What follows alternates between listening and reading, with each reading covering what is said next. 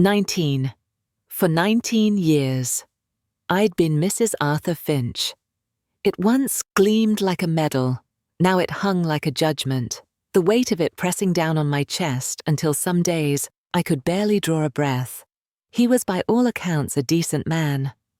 Arthur, reliable, quiet, a creature of unshakable habit, never a bill, unpaid the tires on my car, always perfectly inflated before I even registered a warning light. But somewhere in those 19 years between the shared silences and the perfunctory good mornings, he'd stopped seeing me. Oh, he looked, but it was the gaze one gives to a familiar armchair, comfortably there, expected, but no longer truly observed. The woman with a pulse, with fading dreams and burgeoning anxieties, the one desperate to feel the spark of life, she had become invisible. Our existence in the sleepy little town of Havenwood had mellowed into a predictable rhythm, a slow, suffocating dance of days. I'd convinced myself this was the natural erosion of marriage, the settling of passion into a quiet companionship. We had a sturdy roof, 2 healthy children, mostly grown a husband who never yelled. What more could one ask? Yet this sanctuary of comfort, devoid of any inner fire, began to feel like the most beautifully gilded cage. Across our lane, on a street lined with perfectly manicured lawns and neighbors who exchanged polite nods, but never delved too deep, lived the Kensingtons. Their youngest, Ethan, had recently returned from college, a 22-year-old man adrift, figuring out his next voyage. I remembered him as a scrawny kid, all knees and elbows, zipping past on a bicycle, a flash of summer energy. Now he was taller, with a thoughtful gaze and a polite reserve that was surprisingly disarming. Our first real conversation unfolded on a crisp autumn afternoon. I was wrestling with an overgrown rosebush when he wandered over, offering a hand. I demurred, but he gently insisted. We spoke of Havenwood, the strange comfort and confinement of returning to a place you thought you'd outgrown. He confessed to feeling lost, rudderless. And then a truth slipped from me, startling us both. I know the feeling. That tiny admission was a fissure, and through it something began to flow. In the weeks that followed, our encounters grew more frequent. He'd appear with an extra coffee, a story about his day, or just a quiet presence as I tended the garden. He asked questions. He listened. He didn't look through me. He looked at me, and in his eyes I saw a reflection of a woman I'd almost forgotten. I hadn't sought it, this connection. It simply seeped in like rain into parched earth, unexpected and undeniable. One evening, Arthur long since asleep, I sat on the porch steps, the night air cool against my skin. Ethan was across the way, a solitary figure, under the dim streetlight.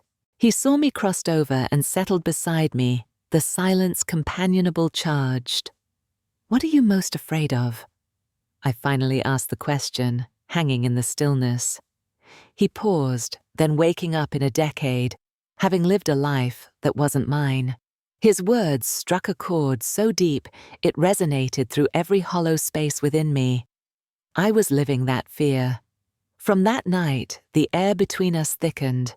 No lines were crossed, no overtures made, but an undeniable current pulsed between us.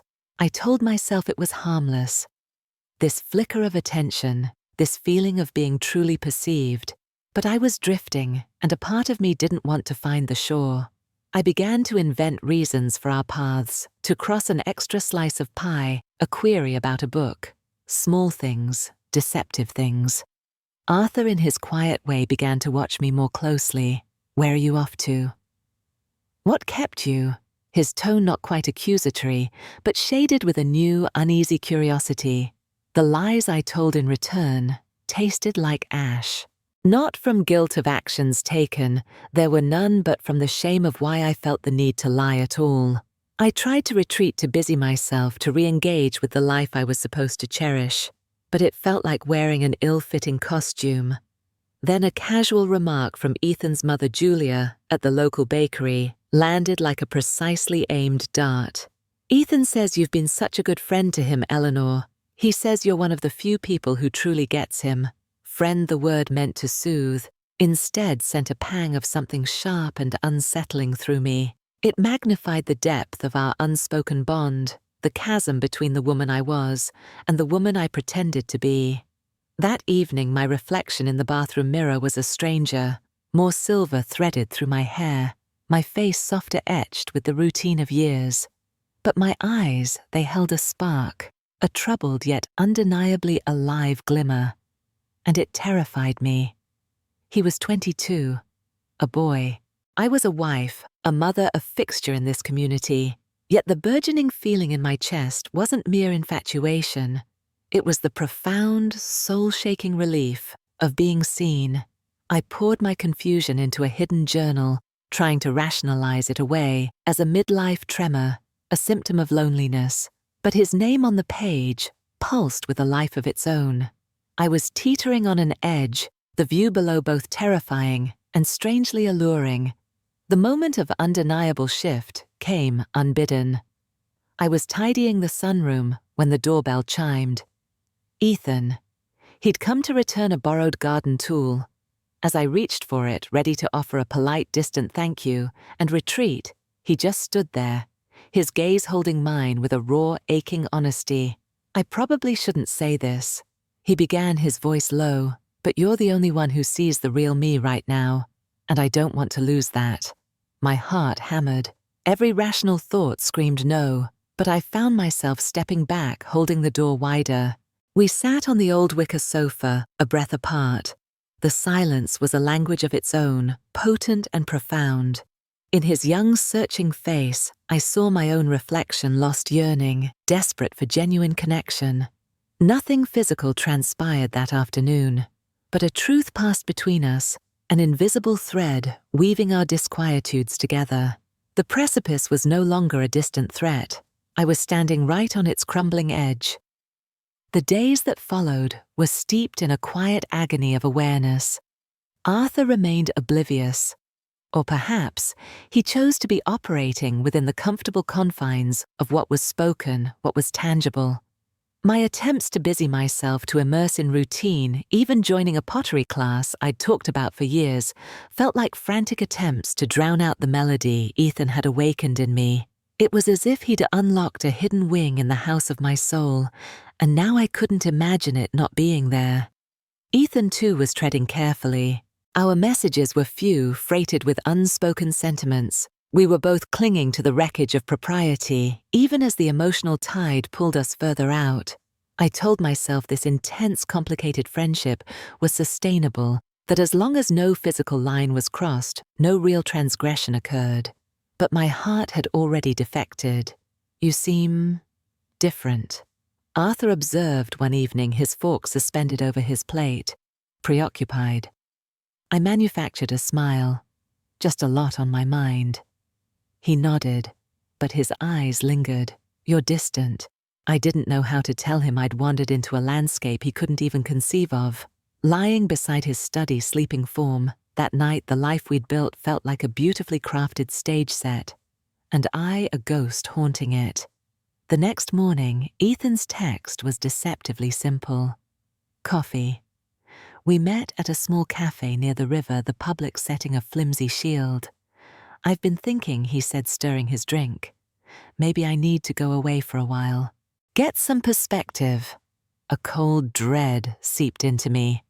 Why? He looked down. Because this, Eleanor, this is starting to feel like it could break things, and I don't want to be the cause of that. Tears pricked my eyes. I wanted to beg him to stay, to confess how his presence had been like oxygen. Instead, I heard myself whisper, maybe some space would be wise. He left for coastal Maine 2 days later. I watched from behind my curtains as his car disappeared down the lane, a piece of my carefully reconstructed self going with him. The ensuing weeks were a study in distraction. I threw myself into community projects, hosted dinners, initiated conversations with Arthur, who seemed pleased by my renewed, albeit hollow engagement. But Ethan's absence was a phantom limb, an ache where something vital had been. 6 weeks later, a letter arrived, handwritten, postmarked from a small town I didn't recognize. No return address, but his script was unmistakable. He wrote of the ocean, of missing our conversations, of hoping I was well. At the bottom, some souls enter our lives to awaken us. It doesn't always mean they're meant to stay. I read it until the words blurred, then tucked it deep within my journal.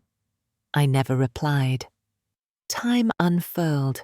Seasons shifted. One evening, walking with Arthur, he remarked, "You feel closer lately, Eleanor. I don't know where you went for a spell, but I'm glad you're back." His innocence was a gentle stab. He would never know the terrain I had traversed, the parts of me that had been lost, and then strangely found. I didn't forget Ethan. How could I? He had been the catalyst. He'd shown me how I'd allowed myself to become a shadow in my own life, how I'd starved my own soul in the name of stability. My journey wasn't about him, not truly. It was about the Eleanor he had helped me unearth. I would never tell Arthur, not to shield him, but because the narrative wasn't one of betrayal, but of a painful, necessary awakening. A full year spun by. I was at a bustling autumn street fair downtown, a place I'd unconsciously avoided. Arthur was on a business trip. The air was alive with music and laughter. As I admired a potter's wares, a voice said, "Eleanor." I turned, my breath catching. Ethan. He looked more grounded, a quiet maturity in his eyes. An unexpected wave of warmth, not longing, washed over me as we shared a brief, gentle hug. We found a quiet bench. He was in town visiting his parents, a spur-of-the-moment trip. "You look well," he said, his smile kind. Happier I considered it. "I'm clearer." He nodded. "I never wrote back," I said softly. "To your letter." He understood. "I didn't expect you to." We sat, a comfortable silence blanketing us. The turmoil of the past year settled into a quiet understanding. "I don't regret any of it," I confessed, looking out at the vibrant crowd. "Neither do I," he replied. "You showed me what it meant to truly connect." When he walked away this time, there was no ache, only a profound sense of gratitude. Ethan hadn't been meant to be my destination, but the stark, beautiful lighthouse that guided me back to my own lost shore. He'd force me to confront the woman in the mirror and ask if she was truly living. That night, Arthur returned. "I missed you," he said, his embrace sure. And for the first time in what felt like an eternity, I replied, "I missed you too," and the words were true, unburdened. Our marriage wasn't magically repaired, but I was more present, more whole. We started finding our way back, not to what we were, but to something new, something built on a deeper awareness. One evening he took my hand. "Eleanor, I know I'm not always good with words, but I want you to know, I see you. I really do." Tears welled as I whispered, "I see you too, Arthur." And in that moment, I also saw myself. The woman I had been, the woman I had briefly lost, and the woman I was becoming. Ethan's letter remains tucked away, a reminder that connections can be profound, even if they are fleeting, that sometimes an awakening comes in the most unexpected form. My heart had wandered, yes, but the truest test wasn't the wandering, but the conscious choice to return, to rebuild not from duty, but from a renewed understanding of what it means to truly love, starting with oneself. And that choice, made with open eyes, is one I now make every single day.